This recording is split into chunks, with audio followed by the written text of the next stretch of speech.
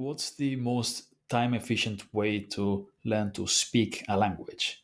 This is a question that a student of mine asked me recently, and my answer was what I'm about to show you in this video. And his reaction after 7 days of doing this daily was quite funny because this is one of those really like high achieving, super hardworking, motivated, driven people, and he really struggled to do this, and he did it anyway, and he did it for longer than I told him to do because that's how some people are.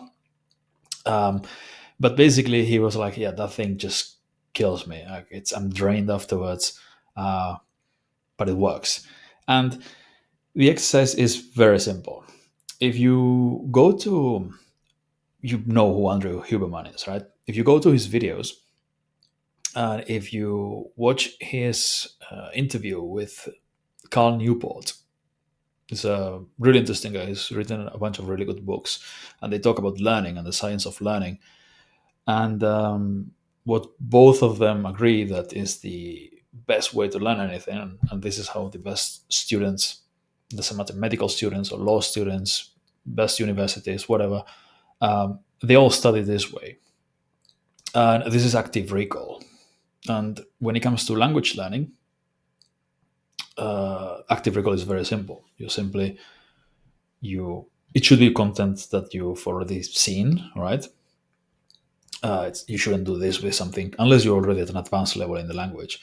But then again, you've seen it before. But it should be content that you've already seen, but you try to translate into the language and then get feedback, right?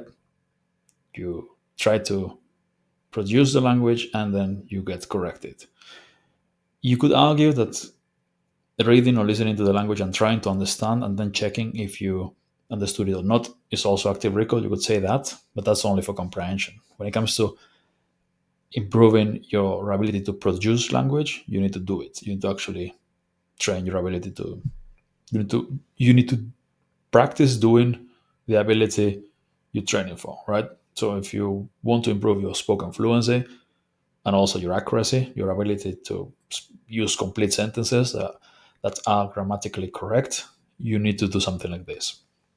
All right. So the exercise I gave my student was this huge list of sentences. It wasn't Italian, it was Spanish, but the exercise is the same for any language. And you should have already read these sentences. I highly recommend you do this first with your own sentences, your language islands, but then you can do it with anything else and do it with complete sentences, not just words, right? This is way better than doing something like Anki, flashcards.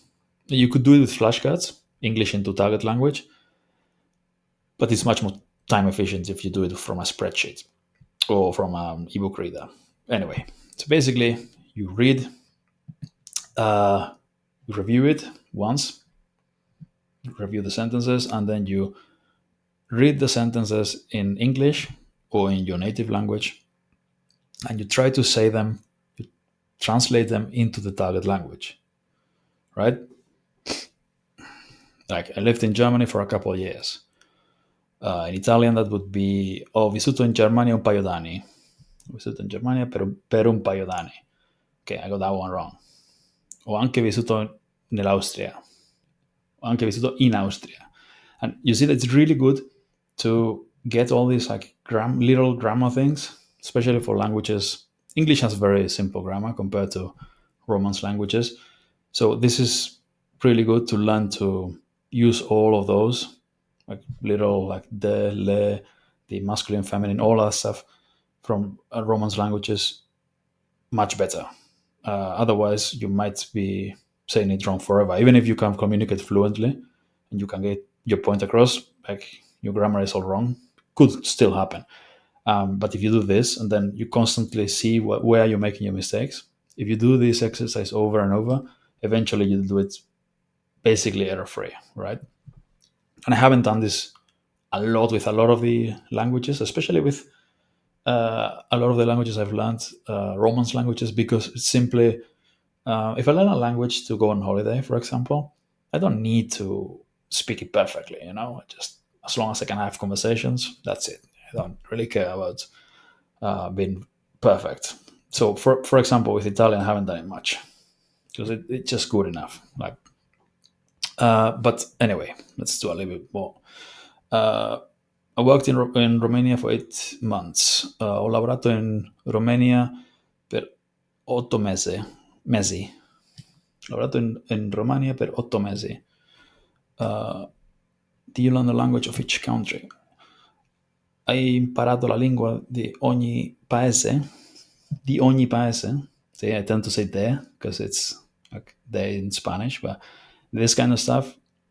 Before my next trip to Italy, I'll do a few hours of this, and I'll reduce my mistakes a lot for this kind of thing. Like all these things that if I'm speaking, it's not all that noticeable unless you're a native speaker. But yeah, if you want to sound perfect, you should just do this a lot. All right. So this exercise, it's going to be really good at any stage of the learning process. It's going to be very difficult in the beginning, but you could still do it. You could do it for day one. From day one, you simply review the sentences once, and then you straight away try to say them, and you fail, and then like hai vissuto all'estero? Sì, ho vissuto all'estero. Uh, ma preferisco vivere nel mio paese. Preferisco vivere nel mio paese.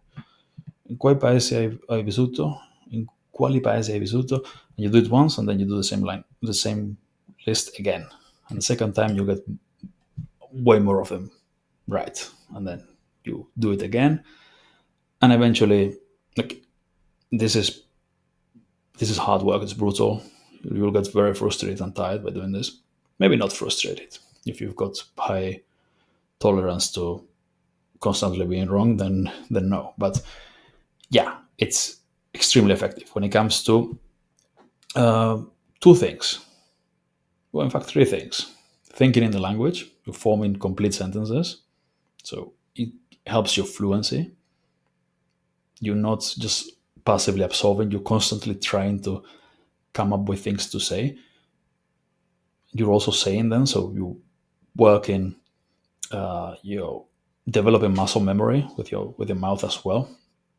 Less so than shadowing because this is much slower. You say much fewer sentences in the same amount of time because you need to do a lot of thinking. But you also get to improve your accuracy because if you make mistakes, you immediately get feedback. So when it comes to muscle memory for your mouth, shadowing is better, but for everything else, this is better. So my recommendation is to combine both. Do a lot of shadowing with the same sentences. You listen and say them aloud over and over, and then you try this.